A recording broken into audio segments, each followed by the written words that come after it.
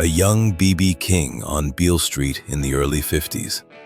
Long before he became the worldwide voice of the blues, he was a powerful club performer, shaping the expressive single-note style that would guide generations of rock guitarists.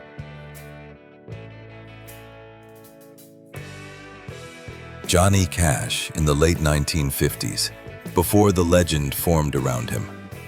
His driving boom-chicka-boom rhythm challenged the traditional Nashville sound and quietly set the stage for a new direction in American music.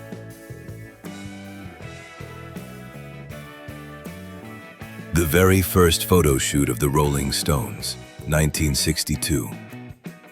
No fame, no stadiums, just a young blues band taking its first steps.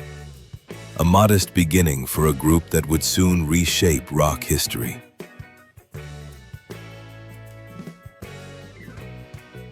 The Rolling Stones, with James Brown, at the TAMI show in 1964. The Stones were billed last, but following James Brown proved unforgettable. Keith Richards later said it was a moment that taught them more about stage presence than anyone before or after.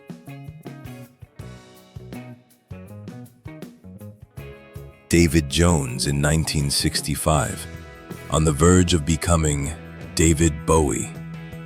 Still a searching young musician, he was experimenting with folk, pop, and fashion, trying to find the identity that would later make him one of the most inventive artists of his era.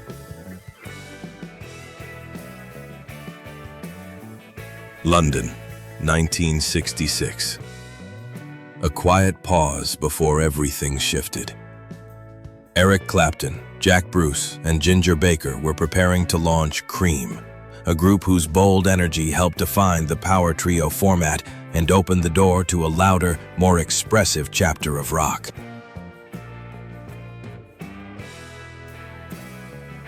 The Doors backstage in Frankfurt during their only European tour in 1968. The band was growing, the shows were demanding, and the atmosphere inside the group was becoming complex. Jim Morrison was already moving away from the public persona fans expected. This moment offers a rare calm within a fast-moving chapter of their story.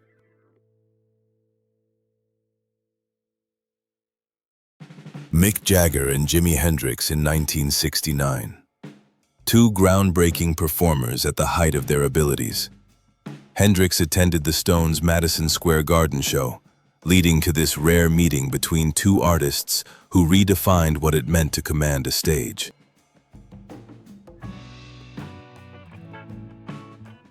Amsterdam, 1970. Stephen Stills stopped by a Rolling Stones session and stayed for an informal jam. No schedules, no expectations, just musicians enjoying a spontaneous night together. A brief, unplanned alignment of major creative paths.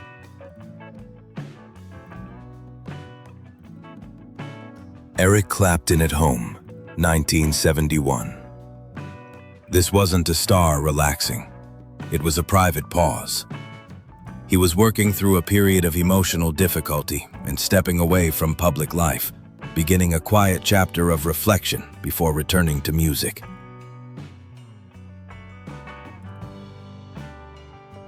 The Original Eagles, 1972. This photo, taken in the Joshua Tree Desert for their debut album, shows a new band fresh from backing Linda Ronstadt. They were just beginning to craft the smooth, harmony-rich sound that would define an entire decade.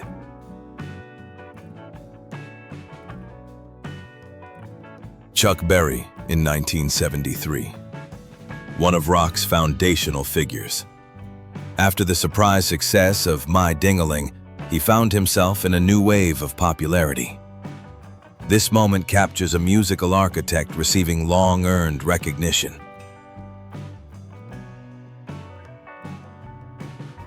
John Lennon with Howard Cosell in 1974. A memorable interview, later marked by history. 6 years afterward, It would be Cosell who delivered deeply emotional news about Lennon to millions watching live television.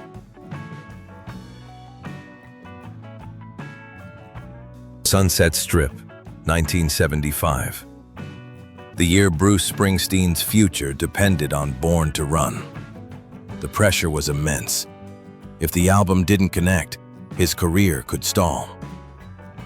This shot shows a young storyteller right before everything opened up for him.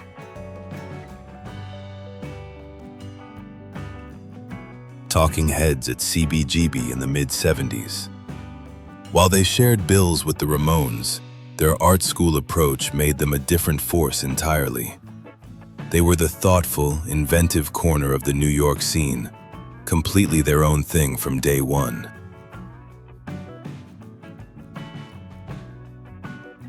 Fleetwood Mac in 1978, during the height of their Rumors success.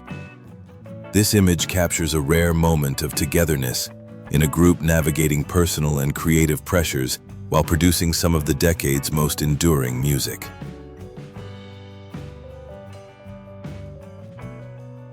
The Cramps, around 1980. One of the most distinctive cult bands to emerge from the New York underground.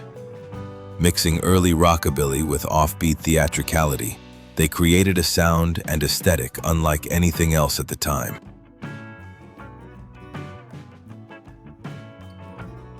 Queen in Argentina, 1981, reaching new audiences across South America. They were among the first major rock bands to play stadiums there, welcomed with extraordinary enthusiasm. The escort around them reflected the scale of the event, not danger, a sign of how large their shows had become.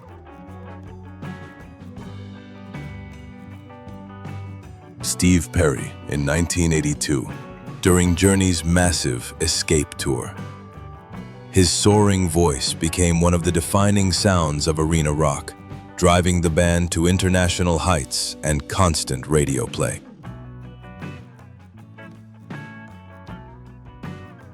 Mick Jagger and David Bowie backstage in 1983, two dynamic frontmen in full command of their careers.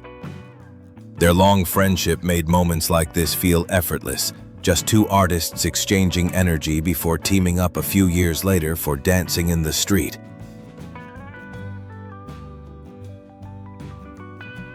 Mark Knopfler at Madison Square Garden, 1985. Brothers in Arms was a digital milestone, yet his understated fingerstyle playing remained the core of Dire Straits.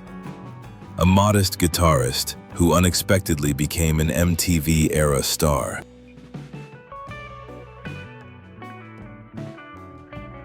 By 1986, Talking Heads had shifted from experimental art rockers into polished pop innovators.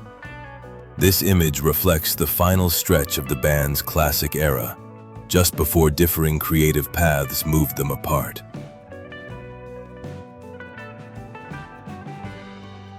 A remarkable lineup in 1987. B.B. King, Albert King, Eric Clapton, and Stevie Ray Vaughan. Two pioneers of electric blues standing alongside two artists who carried the tradition into a new generation. A rare gathering of influence and legacy.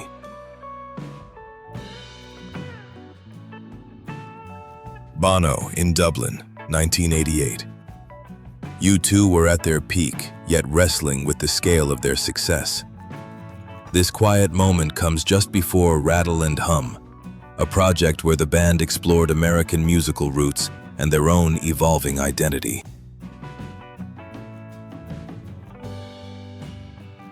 David Bowie in 1990, on his Sound Plus Vision tour.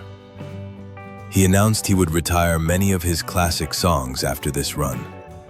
It felt like a public closing of one chapter, clearing space for another reinvention, something he mastered better than anyone.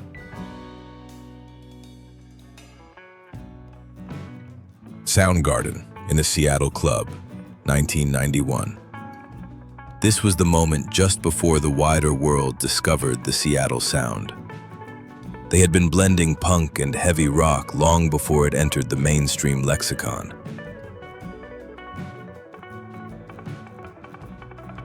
Flea, 1992, during the worldwide success of Blood Sugar Sex Magik.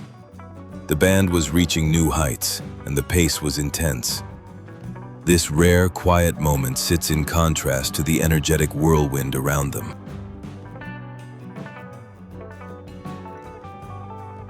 The Smashing Pumpkins in 1993, the year of Siamese Dream. The recording process was demanding, guided by Billy Corgan's pursuit of detail. The result became one of the defining albums of 90s alternative rock.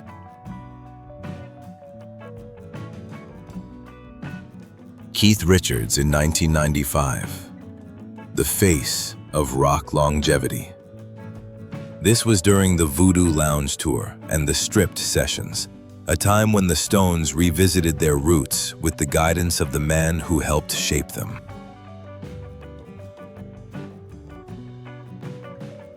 A bridge between generations. Billy Corgan performing with Peter Hook. Joy Division and New Order left a deep imprint on post-punk, and Hook's melodic bass approach influenced countless musicians, including Corgan. This collaboration shows how the spirit of late 70s Manchester continued to echo through 90s alternative rock.